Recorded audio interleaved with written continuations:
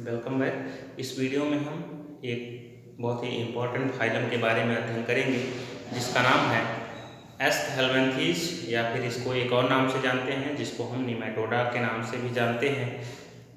इस फाइलम के जो ऑर्गेनिजम्स होते हैं वो ट्रिप्लोब्लास्टिक होते हैं, अर्थात उनमें जो देहभित्ति होती है वो 3 लेयर की बनी होती है। आपको बताया गया है कि जब 3 लेयर प्रेजेंट होती है, आप जानते हैं जो बाहरी लेयर होती है उसको हम इक्टोडर्म बोलते हैं, बीच की एक लेयर होती है मेजोडर्म और अंदर की एक लेयर होती है जिसको हम एंडोडर्म बोलते हैं। अगर ये 3 लेयर देहभित्त में पाई जाती है तो हम बोलते हैं कि ये ऑर्गेनिज्म जो है ये ट्रिप्लोब्लास्टिक है। लेकिन अगर ये बीच की मेजोडर्म ना पाई जाए तब हम इसको बोलेंगे कि ये जो ऑर्गेनिज्म है, ये जो जीव है वो कैसा है, डिप्लोब्लास्टिक है, दोहरी भित्ति का है। तो यहाँ पर हम अध्ययन करेंगे कि जो एस्कहेलमिन्थीज के कैरेक्टरिस्टिक्स हैं, कौन कौन से इसमें चरित्र पाए जाते हैं, कौन कौन से लक्षण पाए जाते हैं फाइलम निमेटोडा या फिर फाइलम एस्कहेलमिन्थीज में। तो संघ एस्कहेलमिन्थीज में कुछ विशेष प्रकार के कैरेक्टर्स पाए जाते हैं जिसको हम पॉइंट वाइज अध्ययन करेंगे। पहला जो इसका कैरेक्टर है, commonly called as round worm. Round का मतलब होता है गोल, गोल।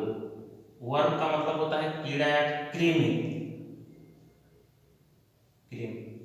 तो इनका जो बॉडी शेप होता है कुछ इस तरह से गोल होने की वजह से हम इनको राउंड वर्म बोलते हैं।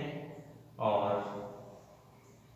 ये कुछ केसेस में पैरासिटिक होते हैं, परजीवी होते हैं, कुछ में ये फ्री लिविंग होते हैं। तो इनको सामान्य बोलचाल की भाषा में हम राउंड वर्म बोलते हैं, इसको आप याद रखेंगे।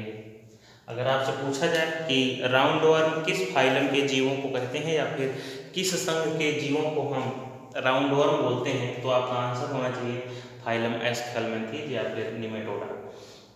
दूसरे कैरेक्टर की बात करेंगे, नॉन सेगमेंटेड। नॉन सेगमेंटेड का मतलब होता है आखंडयुक्त या आखंडित। आखंडित, आखंडित क्या है, यानी कि जिसमें कोई खंड ना हो उसको हम आखंडित बोलेंगे। आप कुछ जीवों को देखेंगे कि उनमें जो बॉडी का स्ट्रक्चर होता है वो खंड युक्त तो होता है। जैसे आप केंचुआ देखेंगे तो उसमें जो बॉडी होती है वो सेगमेंटेड होती है, खंड युक्त होती है। तो यहाँ पर जो एस्कहेलमिन्थीज या निमेटोडा के जीव होते हैं उनकी जो बॉडी होती है अनसेगमेंटेड होती है, नॉन सेगमेंटेड होती है, अर्थात इनकी जो बॉडी होती है छोटे छोटे खंडों से मिलकर नहीं बनी होती है।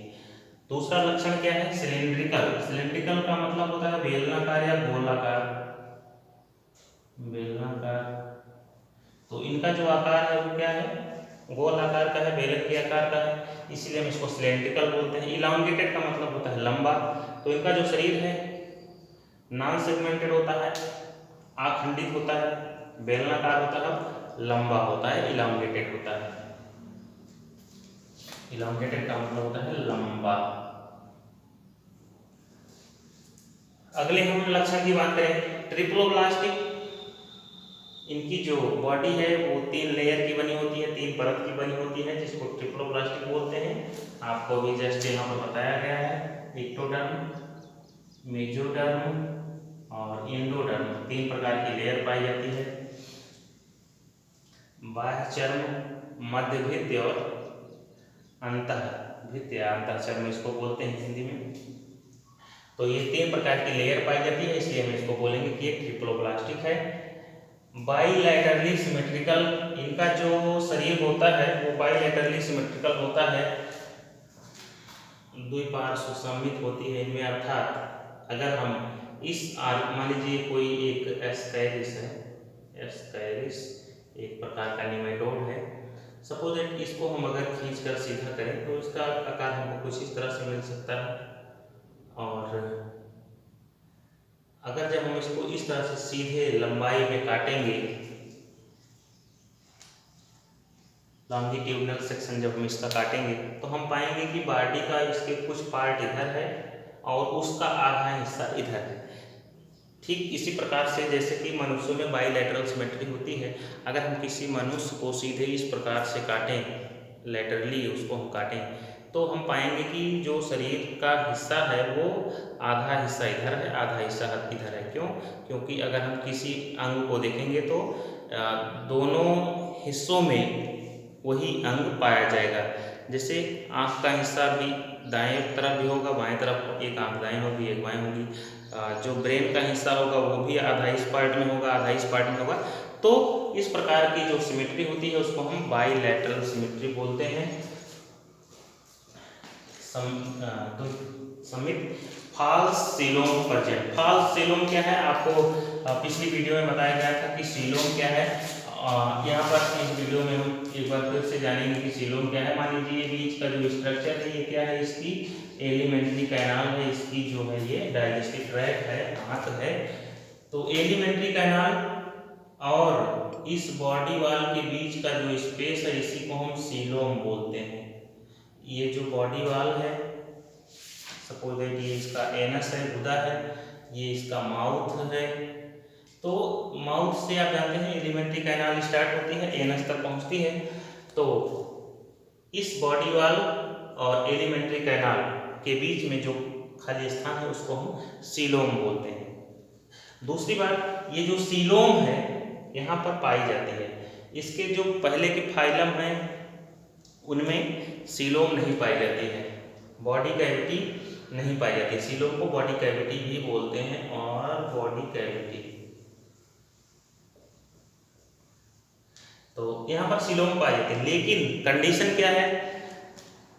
ये जो सीलोम है वो मेसोडर्म से घिरी होनी चाहिए।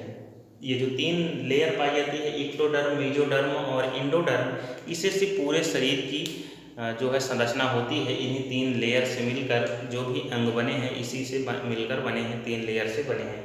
तो यहाँ पर ये जो सीलोम है वो मेसोडर्म से अगर घिरी होगी तब हम उसको ट्रू सीलोम बोलेंगे।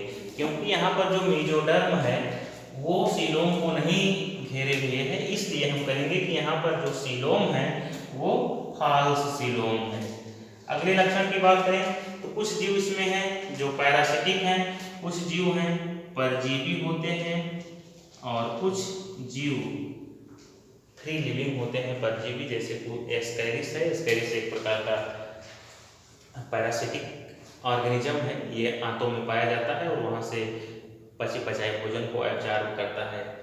और कभी कभी इतनी ज़्यादा संख्या में एस्कैरिस आंतों में उपस्थित हो जाते हैं कि वो जो है उसके जो छोटे छोटे अंडे होते हैं वो ब्लड के साथ साथ सर्कुलेट करते हुए ब्रेन में भी जा पहुंचते हैं। तो उस व्यक्ति को दौरा पड़ने लगता है और उसमें जो है ब्लड सर्कुलेशन बाधित होने की वजह से दौरा पड़ने लगता है। तो एस्कैरिस एक प्रकार का पैरासाइट है। इसके जीव जो हैं एस्केल्वेंथीज के कुछ जीव जो हैं वो पैरासाइट होते हैं, कुछ स्वतंत्रता पूर्वक रहने वाले होते हैं, अर्थात वो परजीवी नहीं होते हैं, पैरासाइट नहीं होते हैं। Alimentary canal complete. Alimentary canal जो डाइजेस्टिव ट्रैक्ट है वो कंप्लीट है। कंप्लीट एलिमेंट्री कैनाल हम किसको बोलेंगे? सपोज दैट ये कोई ऑर्गेनिज्म है और ये इसका माउथ है, ये इसका एनस है जिसको हम हिंदी में गुदा बोलते हैं। तो ऐसी एलिमेंट्री कैनाल, ऐसी पाचन नली जो माउथ से स्टार्ट होती है और एनस पर जाकर खत्म होती है उसको हम कंप्लीट एलिमेंट्री कैनाल बोलते हैं।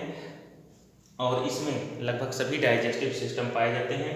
माउथ से लेकर जो एनस तक एलिमेंट्री कैनाल होगी उसको हम कंप्लीट एलिमेंट्री कैनाल बोलते हैं। और इनकी जो विशेषता है वो यूनिसेक्सुअल होते हैं, अर्थात ये जो जीव होते हैं एक लिंगी होते हैं, एक लिंगी होते हैं। इनमें मेल और फीमेल, नर और मादा दोनों अलग अलग होते हैं।